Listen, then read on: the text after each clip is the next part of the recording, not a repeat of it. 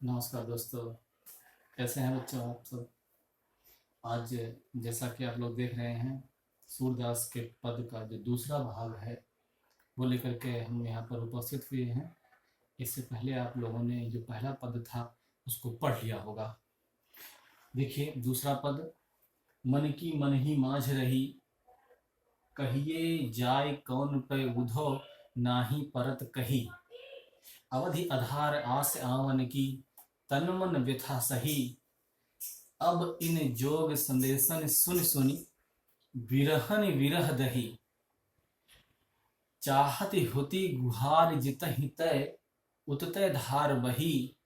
सूरदास अब धीर धरहि क्यों, मर्यादा न लही।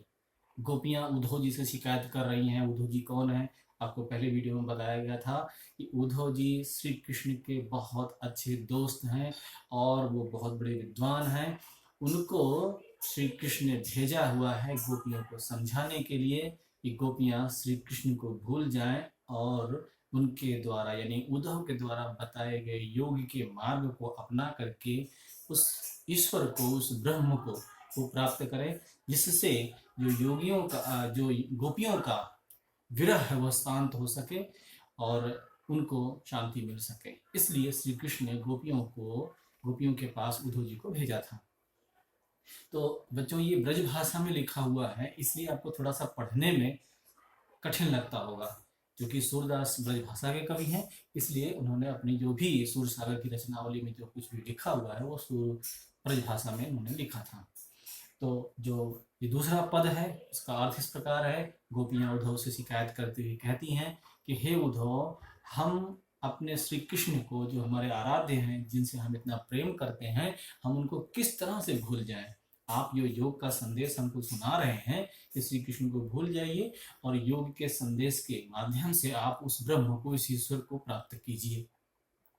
कह रही हैं कि श्री कृष्ण ने हम लोगों से वादा किया था कि हम लौट करके वापस आएंगे, लेकिन श्री कृष्ण नहीं गए क्योंकि उन्हें राजकाज संभालना था। और उसी बात की शिकायत गोपियां श्री कृष्ण के मित्र उद्धव से कह रही हैं कि हे उद्धव, मन की मन ही माझ रही। माझ होने बीच में। हे उद्धव, हमारे मन की बातें हमारे मन के बीच में ही रह गई। अर्थात कहने का मतलब ये है, गोपियां श्री कृष्ण से बहुत सारी बातें कहना चाहती थी लेकिन वो कह नहीं पाई। उनके मन की बातें उनके मन के भीतर में ही रह गई। बहुत सारी बातें होती हैं, लोग कहना चाहते हैं लेकिन समय गुजर जाता है और वो कह नहीं सकते। और इतिहास बनते हुए देखा गया है कि लोगों के मन के अंदर में उनकी बात मन के भीतर में ही रह गई और बाजी पलट गई, किधर से किधर हो गया, क्या से क्या हो गया, वो इतिहास गवाह है। तो कहिए जाए कौन पे उद्धव, हे उद्धव क्या कहा जाए।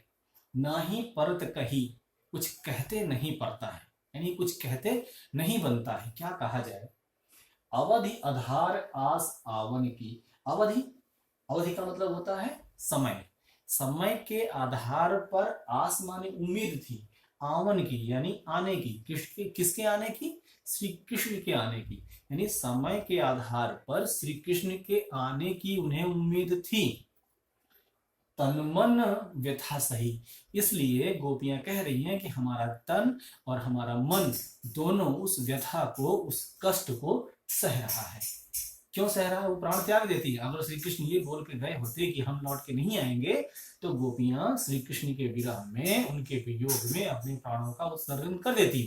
वो प्राण को त्याग देती। लेकिन श्री कृष्ण ने वादा किया था कि मैं लौट करके वापस आऊंगा। इसलिए गोपियां कह रही हैं कि समय के आधार पर श्री कृष्ण ने लौट कर आने की उम्मीद जताई थी, इसलिए हम उसी उम्मीद में अपने तन और मन में तकलीफ को, दुख को सह रहे हैं। अब इन योग संदेशन सुन सुनी। हे उद्धव, अब तुम्हारे इन योग के संदेशों को सुन सुन करके विरहन विरह दही। विरहन यानी हम विरहणी स्त्रियां विरह में अर्थात वियोग की आग में, दही का अर्थ यहाँ है जलना। गोपियां कह रही हैं अब हम श्री कृष्ण के वियोग की उस आग में जल रही हैं। कहने का मतलब है कि उद्धव के द्वारा उस योग के संदेश को जब सुनाया गया तब गोपियों ने कहा कि हे उद्धव, आपके इस योग के संदेश को सुन करके हम गोपियां, हम विरहणी स्त्रियां विरह में और अधिक जलने लगी हैं। चाहती होती गुहारी जित हिते, चाहत माने चाहती थी, होता ही माने जिधर से गुहारी माने मदद की उम्मीद हम चाहते थे। किधर से मदद की उम्मीद चाहते थे? श्री कृष्ण से। गोपियां श्री कृष्ण से मदद की उम्मीद चाहती थी कि श्री कृष्ण आएंगे, उनसे मिलेंगे, उनकी मदद करेंगे और उनके दुख को दूर करेंगे। इसलिए गोपियां कहती हैं कि चाहती होती गुहारी जित हिते, हम जिधर से मदद की उम्मीद चाह रहे थे, उत्तय धार बही, उधर से तो तय उल्टी धारा बह रही है। अर्थात हम श्री कृष्ण से उम्मीद कर रहे थे श्री कृष्ण आएंगे और हमारी मदद करेंगे, लेकिन यहाँ तो उल्टी धारा बह रही है। श्री कृष्ण ने तो उद्धव को भेज दिया कि जाओ गोपियों को समझा दो कि श्री कृष्ण को भूल जाएं। इसलिए गोपियां कह रही हैं कि हम तो श्री कृष्ण से मदद की उम्मीद लगाए बैठी थी, लेकिन इधर तो उल्टी धारा बह रही है। सूरदास अब धीर धरहि क्यों? सूरदास कहते हैं गोपियों ने उद्धव से कहा, हे उद्धव, अब धीर धरहि क्यों? अब हम अपने अंदर में धैर्य को, यानी धीरज को, धैर्य को क्यों रखें? अब हमें धैर्य नहीं रखा जाता। क्यों नहीं रखा जाता? मर्यादा न लही, क्योंकि श्री कृष्ण ने उस प्रेम की मर्यादा को त्याग दिया, उसे छोड़ दिया, उसे तोड़ दिया है। इसलिए अब हम धीरज धारण नहीं कर सकते, यानी अब हम धैर्य नहीं रख सकते। क्यों? क्योंकि श्री कृष्ण ने प्रेम की मर्यादा को तोड़ दिया है। प्रेम की मर्यादा क्या थी? प्रेम की मर्यादा यह थी कि गोपियों ने श्री कृष्ण से प्रेम किया और श्री कृष्ण ने गोपियों से प्रेम किया, लेकिन जब उन्होंने वादा किया कि मैं लौट करके वापस गोकुल आऊंगा और तुम लोगों से मिलूंगा, तो वो प्रेम में किया गया एक मर्यादा था। उस मर्यादा का उन्होंने, श्री कृष्ण ने उल्लंघन किया कि वो लौट करके वापस नहीं गए। इसलिए प्रेम दोनों तरफ से होता है, गोपियों की तरफ से भी होना चाहिए था और श्री कृष्ण की तरफ से भी होना चाहिए था, लेकिन यहाँ पर श्री कृष्ण ने प्रेम की मर्यादा को तोड़ दिया, वो लौट करके वापस नहीं जाते हैं। इसलिए गोपियां कहती हैं कि हे उद्धव, अब हम धैर्य धारण नहीं कर सकते। क्यों? क्योंकि श्री कृष्ण ने प्रेम की मर्यादा को तोड़ दिया है। बच्चों, ये इस तरह से इसका सारांश था। ये ब्रज भाषा में लिखा हुआ है।